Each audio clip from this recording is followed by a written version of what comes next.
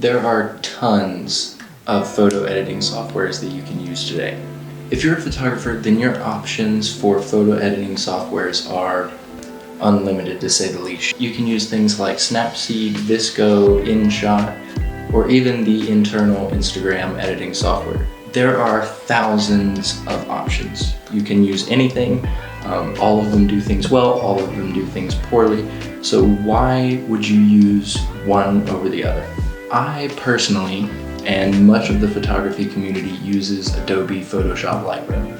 This is far and away the industry standard for photographers and their editing. Unless you just use Photoshop because you prefer it, then you use Lightroom. So with all these photo editing apps that you can use, what sets Lightroom apart? What sets Lightroom apart, and why would you use Lightroom when, convenience-wise, there are a lot of other apps? So apart from Photoshop proper, Lightroom is the most powerful editing software you can use for photos. It offers the most control over your image, especially when shooting in RAW. You have the most control over your colors, your light, contrast. So obviously Lightroom is powerful. You can scour YouTube and find every single reason why Lightroom is powerful. You can look up tutorials that show you every single thing Lightroom can do, and they're fantastic. Lightroom is clearly powerful. But another and almost equally important part of Lightroom, in my opinion, is its ability to enhance and improve your workflow. I can't speak to everybody's workflow because everybody has a different workflow. My workflow was terrible. I would shoot all the photos, use the Canon camera's Wi-Fi capability to transfer all of the photos to my phone. I would edit all of them in Lightroom Mobile on my phone, and then send them to a Dropbox and send the Dropbox to a client. Now, it worked, so to speak, it worked. Clients got their photos, they were edited, it was fine, but phones don't have the storage capability that a computer has, or an external hard drive like this has.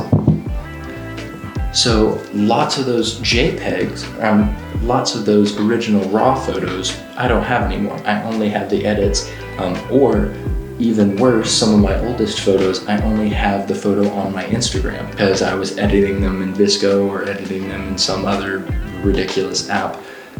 So Lightroom, and specifically Lightroom on your computer, is almost, I feel like it's a must, because its ability to streamline your workflow, and it requires you to have a system for how you import and export your photos. So me personally, my workflow now, and what it's been for the past 2 years, is I get home from a shoot, SD card goes in my computer, my external hard drive goes in my computer, all of the raw photos go to a labeled folder on my external hard drive, and from there, all of the raw photos go into Lightroom, and I edit from my external hard drive.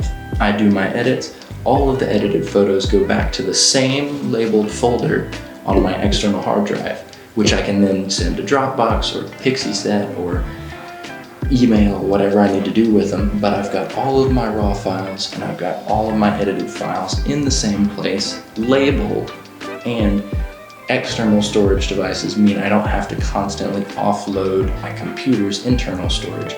I can just, when one of these external hard drives fills up, get a new one, continue the same workflow for that year. The way it stands now, I fill up about a hard drive a year.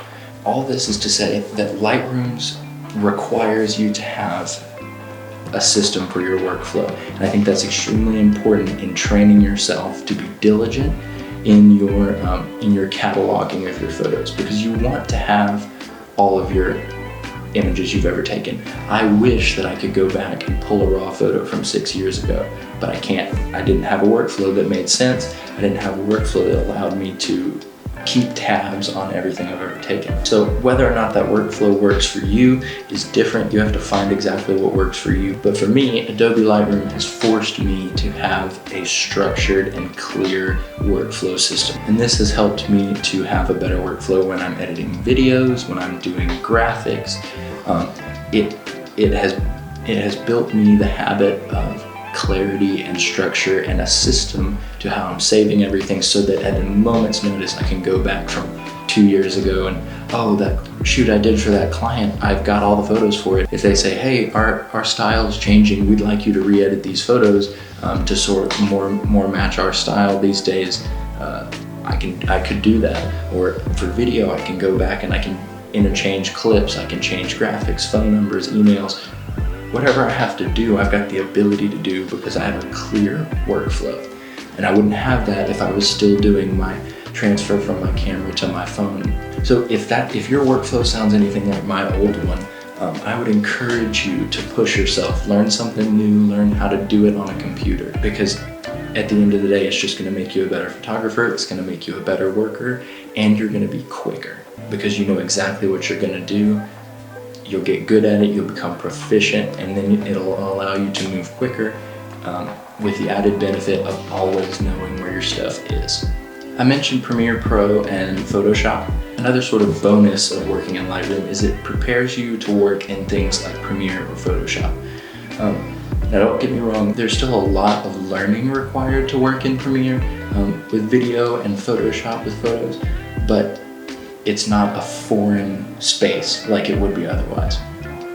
Lightroom shares a lot of similarities in terms of its interface with Premiere and Photoshop, and so you're going to get in and see symbols you recognize, see keybinds you recognize, see tools you recognize, and that's just going to be helpful. That's going to take off 15 minutes of learning Photoshop or learning Premiere, and that's great. You want to do that.